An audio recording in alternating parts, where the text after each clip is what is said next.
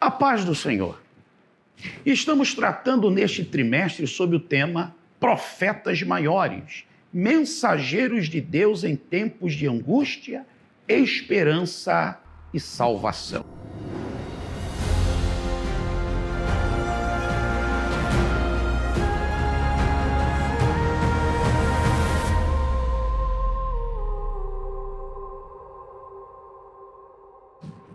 Seja bem-vindo à nossa sexta aula, onde estaremos tratando sobre o assunto Recabitas, exemplo de obediência. Por que tratarmos sobre este assunto? Quando chegamos diante deste assunto, temos aqui duas lições fundamentais. Primeiro, a grande mensagem da obediência. E Deus vai fazer uma comparação neste capítulo 35 sobre a obediência dos recabitas com a desobediência do reino do sul. Mas também aqui podemos aprender sobre o princípio de vencermos em família determinadas adversidades. Esse princípio é o pacto, é a aliança em que uma família faz em seguir as orientações de sua liderança. Quando falamos aí sobre os recabitas, nós temos logo no primeiro tópico, vamos falar sobre os recabitas, uma família obediente. E aí temos uma abordagem inicialmente de quem foram os recabitas. Também sobre as famílias dos recabitas, da onde iniciou-se essa proposta deles não consumirem o vinho.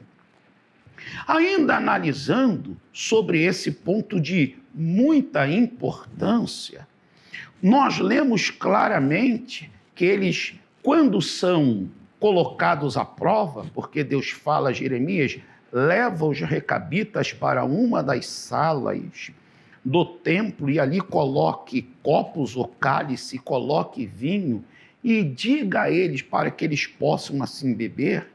E ao terminar isso, os recabitas olham e dizem, não beberemos. Nem homem, nem mulher, nenhum de nós beberemos, porque nós temos uma aliança que realizamos com o nosso descendente. Ou seja, eles fizeram uma aliança de preservação familiar. É como se eles estivessem falando, nós fechamos um pacto em família. E nesse pacto em família, nenhum de nós vamos beber. E isso é um princípio de preservação para uma família, quando ela se une em uma aliança. Lembrem-se que lá no livro do Êxodo também houve essa aliança, ou seja, membros da família deveriam de ter o cordeiro, o chefe da família sacrificaria, aplicaria o sangue nas vergas e dessa maneira, em família, estariam unidos à mesa para participar da ceia ou da Páscoa. Eles estavam em unidade e aqui estão os recabitas em unidade, diante de um pacto, de uma aliança familiar. Deus viu isso e isso chamou a atenção do Senhor. E eles já estavam passando por vários períodos e estavam preservados por causa desta aliança. Então aprenda isso, foque isso, faça uma aliança em família e preserve a sua casa de vícios, de pecados que querem desarticular, abalar, desestruturar a sua casa. Mas também aprendemos sobre o princípio da perseverança na obediência, porque a obediência não é só um desejo, também é um comportamento, não é só uma vontade.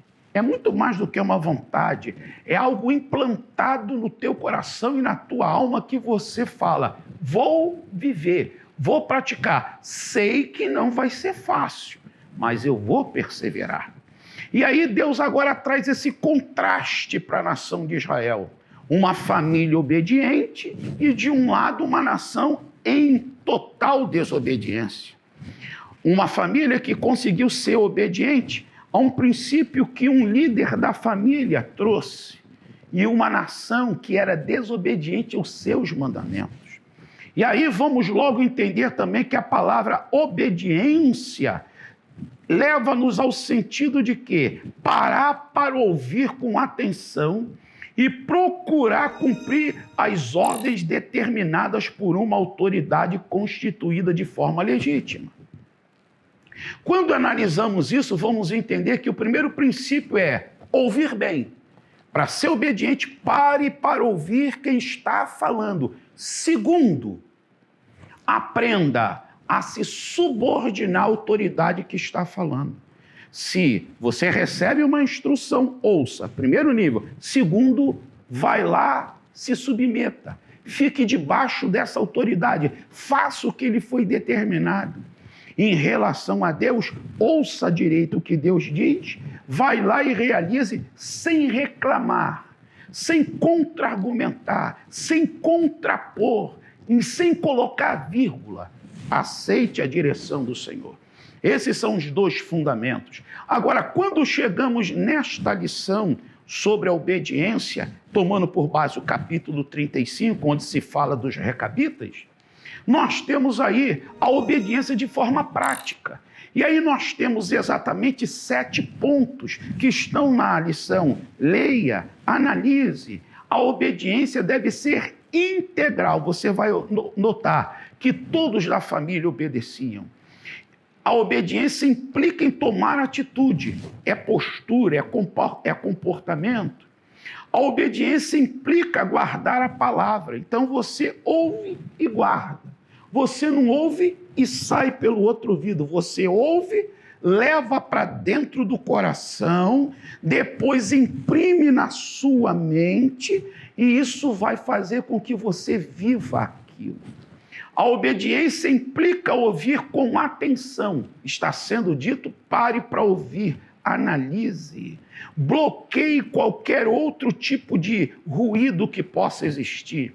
A obediência é pessoal, ou seja, antes de ser uma obediência familiar, primeiro tem que ser pessoal. Cada um tem que assumir a sua posição. Então, eu obedeço, esposa obedece, filhos vão obedecer, então toda a família vai, dessa maneira, viver em obediência.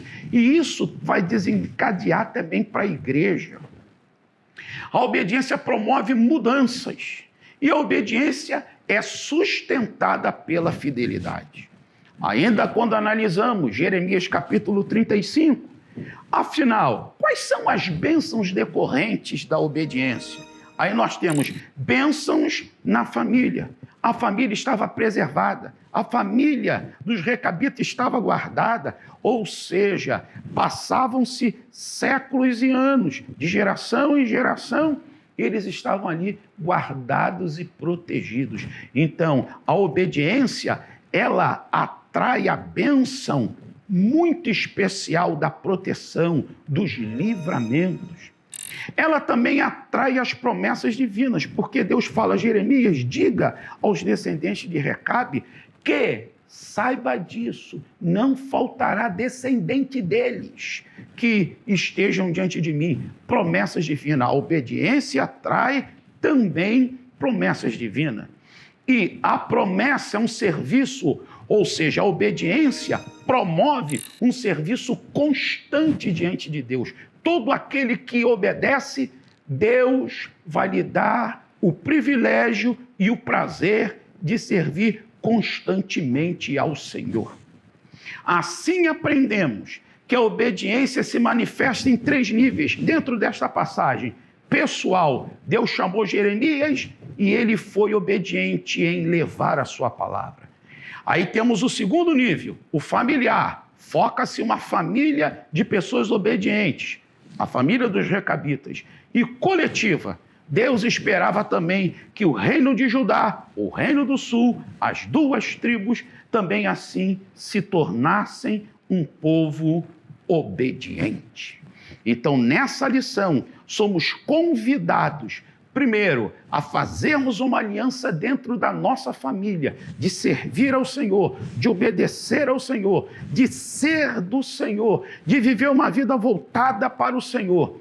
E também somos desafiados a obedecer. Quem obedece atrai as bênçãos da parte do Senhor.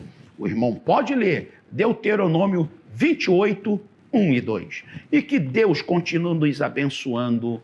Amém.